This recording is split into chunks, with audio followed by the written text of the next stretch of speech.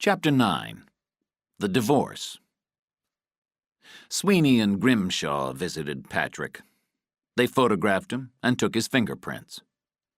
Then the two men joined Cutter in his office, where an FBI fingerprint man was waiting for them.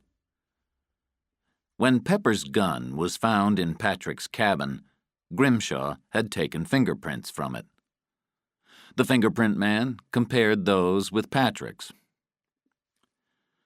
"Several of these are perfect matches," he said. "The gun was covered with Lanigan's prints." Certainly good news, they thought. Patrick demanded a different room for all future meetings with his attorney, and Dr. Hayani quickly made the necessary arrangements. Patrick also requested a wheelchair. A nurse pushed him to the room where Sandy was waiting.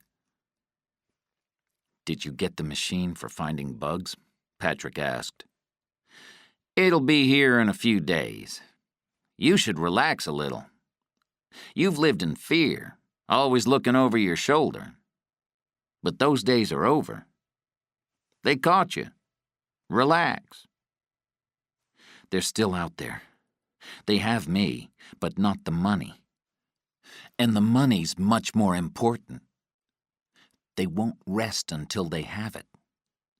The people who lost their money have spent a fortune trying to find it." "How do you know? Who are they?" There was a long pause. "Sit down," Patrick said. Sandy removed the thick file Leah had given him 4 hours earlier, and Patrick recognized it immediately. "When did you see her?" he asked anxiously. "This morning. She's fine, sends her love, and says nobody's following her yet. She asked me to deliver this." Patrick opened the envelope, pulled out a 3-page letter, and read it. Sandy looked through the file and took out pictures of Trudy and Lance. When Patrick finished reading, he said, "I have another letter for her." Then he saw the photos on the table. "Good work, isn't it?" "It's amazing. I've never seen so much proof in a divorce case." "Well, I learned about Lance after we'd been married almost 2 years. Trudy was going to have a baby, so I said nothing. But a year later, I started gathering evidence. I wasn't sure when I'd need it, but I knew the marriage was over. I left town every chance I could.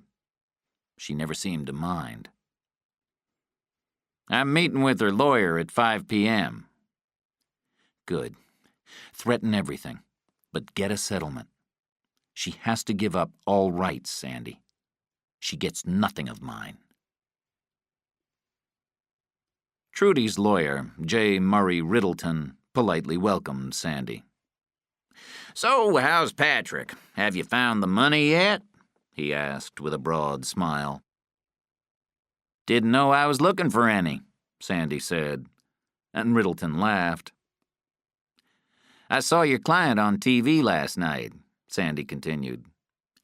"We have no problems with her desire to get a divorce, and she can have the child. In fact, my client has no plans to visit the child. Smart man, after leaving her 4 years ago." "There's another reason," Sandy said, as he opened the file and picked out the DNA test. He handed a copy to Riddleton, who'd stopped smiling. "Read this." Riddleton read the report slowly, and then looked up with an empty expression. "I'm sure this can be explained." "I'm sure it cannot. Under Alabama law, the DNA test is enough evidence. If this is printed in the papers, it could be embarrassing for your client." He paused. "She can have the divorce. The kid, too." "Oh, I understand. You're threatening us. If she stops demanding his money and property, he won't give this information to the press. He's crazy, and so are you." Sandy looked through the file and took out another report and 2 large photos of Lance and Trudy without clothes. These were taken by the pool at my client's home while he was in Dallas.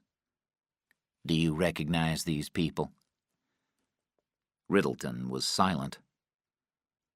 There are more, Sandy promised. And I have 3 other reports from private detectives. Your client would surely be embarrassed if these were on the news. Riddleton breathed heavily. He knew he was defeated. What does he want? He wants her to stop talking, to get her divorce and go away, and to drop all future claims against him. Let me speak to her, Riddleton smiled sadly. Sandy left, and Riddleton went to see Trudy and Lance. He told them Patrick knew she'd had a lover. Trudy acted shocked. Do you deny it? Riddleton asked. Absolutely, she said. Of course, added Lance. The man's lying. Patrick hired investigators, Riddleton told them, handing them one of the reports. Trudy and Lance looked at each other. They'd been caught, but they weren't ashamed. Can these investigators talk in court? Lance asked. We're not going to court, Riddleton said. Why not? Trudy asked. Because of these. Riddleton put the photos in front of them. They were shocked. Trudy started to cry. He's not getting my daughter, she said. Relax, Riddleton said. He doesn't want the kid. He's not the father. They both thought about that while Riddleton got out a report. He had a DNA test done. He looked at Lance and added, Congratulations. Trudy was angry. So what do we do? It's simple. You give up your right to his money and property, and he gives you the divorce and the kid. But I'm going to lose everything, she said. Look what he's done to me. I got $2.5 million when he died, and now the insurance company wants to take it all back. Can I sue him for mental cruelty? No. Look, it's very simple. You get the divorce and the kid, and Patrick keeps whatever money is out there. And everything is private. If you don't agree, he'll give the reports and photos to the press. Where do I sign? She asked. It was past time to leave for the day, but Dr. Hyani stopped to see his famous patient. Welcome to my office, Patrick said. He was sitting at a small table, which was now his desk. A pile of legal papers was in one corner. Nice, Hyani said. How are you doing? I'm fine, he answered, as he always did. Patrick sat on the edge of his bed and looked at his doctor. Can I tell you something? He asked sincerely. Certainly. When I was a lawyer, Patrick began softly, I had a client who got caught stealing money from his bank. He was arrested at home, late at night, taken to jail, and put with some rough guys. They beat him. You can't let that happen to me, Doc. His eyes watered. Don't worry, Patrick. I won't. I promise.